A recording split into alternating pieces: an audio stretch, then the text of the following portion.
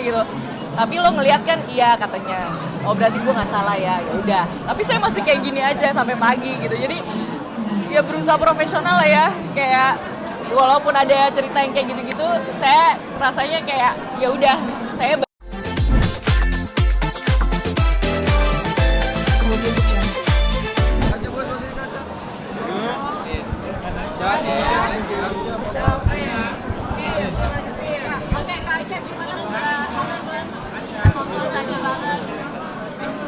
ya, alhamdulillah teman-teman, terima kasih atas kehadirannya hari ini. Sambutannya sangat baik. Hari ini premier film Mumun, gala premier pertama kali diselenggarakan di Jakarta. Dan juga antusiasnya luar biasa, antrean tiketnya juga banyak, undangannya yang datang juga hadir semuanya. Dan film ini ya berhasil membuat orang bernostalgia ya. Kalau aku sendiri sebagai penonton film Mumun, waktu tahun 20 tahun yang lalu aku ngerasa juga terwakilkan gitu, karena dengan remake-nya film Mumun yang luar biasa beda daripada yang lama, aku ngerasa terpuaskan sih penantian aku. Kalau misalnya lagi inget-inget tentang karakter Pocong, dan ketika nonton film Mumun ini Pocongnya bener-bener ditampilin berkali-kali, dan kayak ngerasanya agak pangling sebenarnya di situ, karena aku ada karakter Mimin dan Mumun, karakter yang kembar diperankan, terus ada juga karakter yang ketika sudah menjadi pocong tersebut. Jadi kalau misalnya nonton diri sendiri kan pasti kan kayaknya ngerasa agak-agak ikut dan aneh gitu ya. Cuma tadi setelah filmnya tayang ada 3 karakter di dalam satu film, dan rata-rata melihat diri sendiri itu ya luar biasa lah. Lumayan terpuaskan gitu, segala perjuangan pada saat syuting. Aca tadi sempat di-mention sama Mas Sandra, katanya ada pengalaman melihat hal-hal gaib nih selama syuting. Ya, kalau saya sih nggak pengen gede-gedein cerita itu ya sebenarnya, karena saya pribadi juga dari dulu emang lumayan sensitif.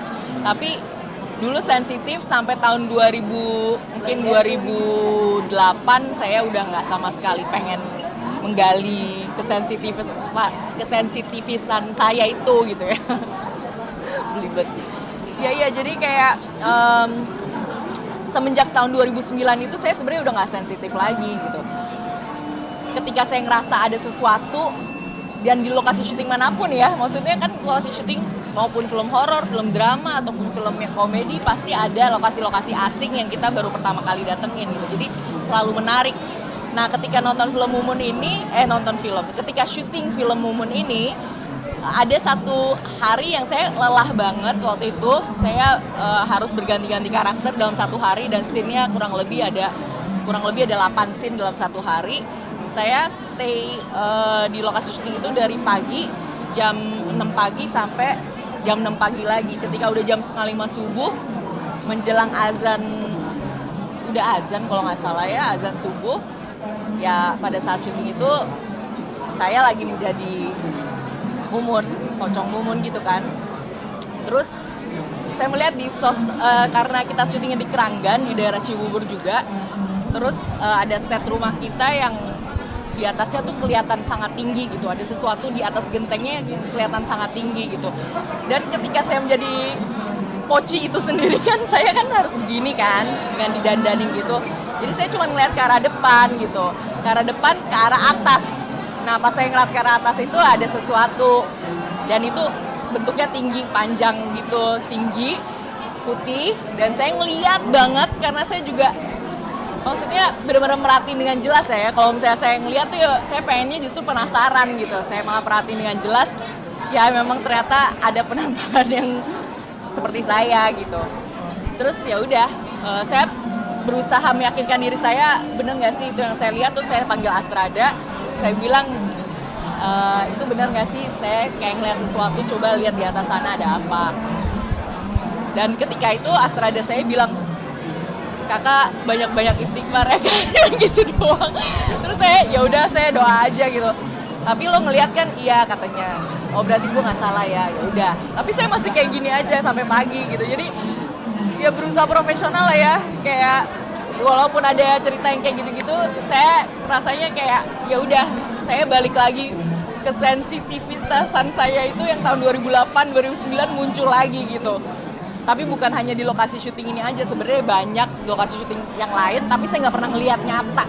Nah di situ saya kayak di say hi sama Mumun yang asli mungkin dari Cibubur, gitu. Jadi cuman ditampilin yang menurut saya sama sih ya, nggak kayak saya pikir wujud dari sesuatu itu kan kayak apa ya, kayak Casper gitu ya, yang kayak ghost yang bisa nembus gitu kan. Saya pikir begitu, ternyata ya sama saja seperti wujud yang saya perankan gitu. Kayak ngelihat yang aslinya seperti ngelihat nyata aja gitu. Kaca acting pakai baju pocong itu gimana sih, kostum pocong? Pengalamannya. Ya, pengalamannya Kak. Oh, kalau itu kan ada resletingnya di belakang, jadinya saya yang jelas suka diledekin sama anak-anak art gitu. Baju barunya dicobain belum? Baju apa? Ternyata baju pocong gitu.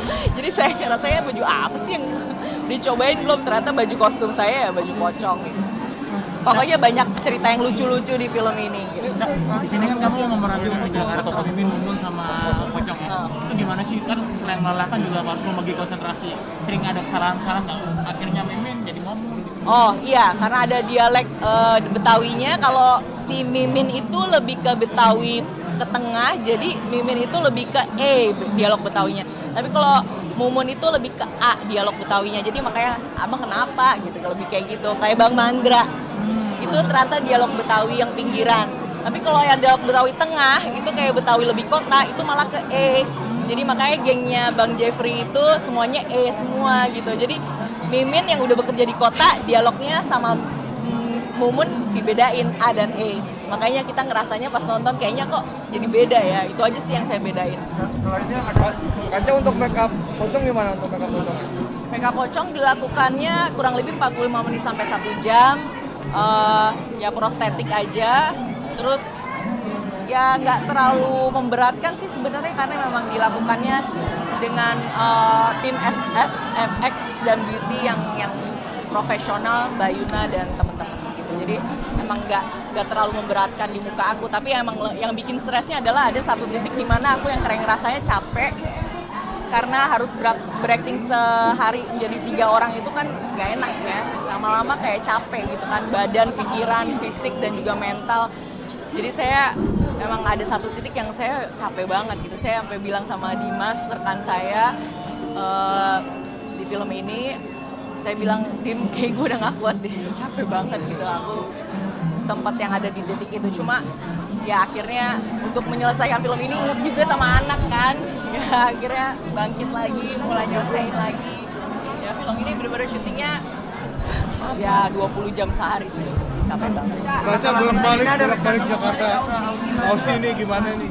Apa? Bolak-balik Jakarta Aussie gimana? Gak, ya bolak-balik ya kita penuhin aja gitu. Kayak premier ini kan udah lama saya nggak hadir ke gala premier, udah 3 tahun lebih ya teman-teman. Jadi baru kayak gini nih, ngerasain kayak gini lagi, rasanya tuh kayak hampir kayak mimpi, karena udah 3 tahun yang lalu film saya banyak yang rilis di streaming online.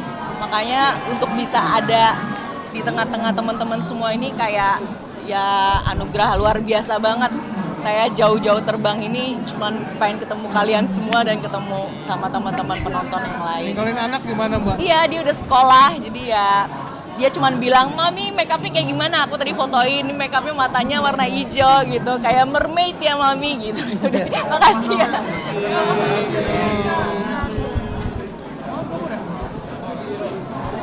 Dimas yang juga kali. Ini juga media kali gue. Iya, maksudnya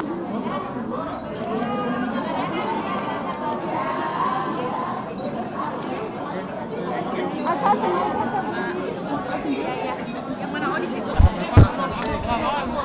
ayo, ladies. Ya. Ya kayak ini akhirnya kan kita difilmkan. Ya. Seperti apa sih hasilnya tadi dia? Iya, jadi alhamdulillah banget ya, aku tuh selama ini tuh di IG, Instagram itu setiap hari banyak banget yang mention selalu Mumun, pasti selalu nge-tag aku di Adilia gitu ya, dan seneng sih aku, artinya udah 20 tahun berlalu tapi orang masih inget Mumun, berarti ya masih ada hasil karya aku yang bisa dinikmatin. Terus kemudian aku kan jarang buka DM. Nah, jadi waktu aku terlibat dalam film ini di DM IG, kan aku gak pernah buka DM IG kan gitu. Terus udah gitu ternyata yang hubungin baru. Nah, di situ aku juga senang karena memang dari awal memang udah dibilangin ini memang ceritanya agak sedikit berbeda gitu kan. Dan saya nanya castingnya siapa pemeran utamanya? Pemeran utamanya Acha. Waduh, udah mantep banget, kita udah tahu ya Acha emang salah satu bintang film yang jempolan di Indonesia gitu ya. Gitu, dan alhamdulillah memang aku di sini jadi cameo. Jadi aku nggak cerita banyak karena memang tadinya Mas Rizal juga bilang, Edis kamu harus ikut main walaupun 1 ataupun 2 scene karena kamu legend di sini gitu loh. Kamu jadi cameo di sini gitu. Jadi ya udah aku terlibat syuting 1 hari pada waktu itu, dan ya alhamdulillah senang. Aku tadi ikut menyaksikan film itu, aku seperti merewind 20 tahun yang lalu. Aku ngeliat Acha tuh kayak aku waktu itu gitu loh. Kayak ngeliat Acha syuting juga waktu di lokasi syuting gitu, kayak ngeriwan lagi pada waktu itu ya aku ya gitu. Dan tadi ngeliat hasil film tadi keren banget, memang bagus banget. Pocongnya pasti lebih kekinian ya. Kalau aku kan pocong jadul gitu, pocong mungkin zaman kalian masih SD gitu kan, kamar mandi gara-gara ada pocong di kamar mandi gitu kan pasti takut gitu. Tapi tadi pocongnya lebih estetik ya bahasanya apa? Pocongnya lebih estetik dengan teknologi pastinya gitu ya. Aku senang banget, ada rasa haru pas nonton karena emang bener kata Bang Mandra, cerita ini adalah bukan cerita sembarangan gitu. Kalau bagi orang yang tinggal di daerah Cibubur, legend Mumun ini adalah memang legend atau cerita legenda yang memang nyata sebenarnya, bahwa pada tahun dulu, tahun 45 atau tahun 50 itu memang ada sosok Mumun yang memang ceritanya sedih, kisah cinta Mumun dan Junet. Kemudian Mumun yang tertabrak, bener emang true story-nya gitu, Mumun tertabrak karena mau diperkosa oleh Jeffrey. Intinya sih gitu, hampir sama ya, seperti itu gitu. Jadi memang cerita yang tragis, dan ngelihat yang tadi memang Mumun kekinian, jadi harus nonton. Tapi dilibatkan juga nggak sih dalam pembuatan karakter atau penguatan cerita? Enggak. Jadi aku memang dilibatkan di sini dari pihak production house, produser juga. Jadi mereka dengan bahasa Mbak Edis, kami pengen Mbak Edis tampil khusus untuk film ini gitu. Mereka udah kasih tau castingnya segala macam gitu kan. Jadi ya aku satu kehormatan karena masih dianggap sebagai Mumun jadul untuk tampil sebagai bintang tamu di sini, itu satu kehormatan. Dan bagi saya senang banget bisa terlibat di Mumun milenial tahun 2022 ini gitu. Ya? Sama pocong pas dulu syutingnya. Sempat dilihatin. Ya jadi gini, ternyata apa yang aku alamin dialamin oleh Acha. Jadi waktu kemarin syuting Mumun itu ternyata ada penampakan, tapi memang Achanya nggak tahu. Begitu juga dengan saya. Dan pihak kru dan produser semua nggak ada ngasih tahu ke Mumun, kan dilokasikan Mimin dan Mumun. Saya dulu juga gitu, ternyata ada beberapa kru film, beberapa pemain tuh yang ngelihat pocong, tapi selalu mereka kompak, jangan kasih tahu Edis. Waktu itu jangan kasih tahu Edis. Karena kalau kita dikasih tahu kita nggak akan mau syuting lagi, takut kan gitu. Dan ternyata tadi pun aku baru dengar cerita, jadi kemarin ada Mumun beneran kata si Acha kan. Ternyata kata Bang Mandra sama Bang Rizal, ya kalau kita kasih tahu Acha bubar filmnya nggak jadi gitu. Jadi memang mungkin karena itu tadi bahwa Bang Mandra bilang Mumun ada bukan sekedar nama, bukan sekedar legenda. Jadi memang kita jangan sembarangan, dan memang benar ada hadir. Cuman alhamdulillahnya Acha dan saya tidak dikasih lihat, padahal kita yang memerankan tokoh Mumun. Dan waktu setiap mau syuting memang Bang Haji selalu wanti-wanti waktu itu berdoa, terus kemudian kulon nuwun, bahasanya minta izin. Aku sih banyak zikir, banyak baca Al-Fatihah aja sih gitu, karena memang kan apalagi kita memerankan orang udah meninggal kan gitu loh, seperti itu. Jadi ternyata bersama gitu, mereka ngeliat penampakan tapi pemain Mumunnya nggak boleh sampai tahu. Selesai syuting Mbak, kalau kita tahu nggak mau syuting lagi kan takut, serem.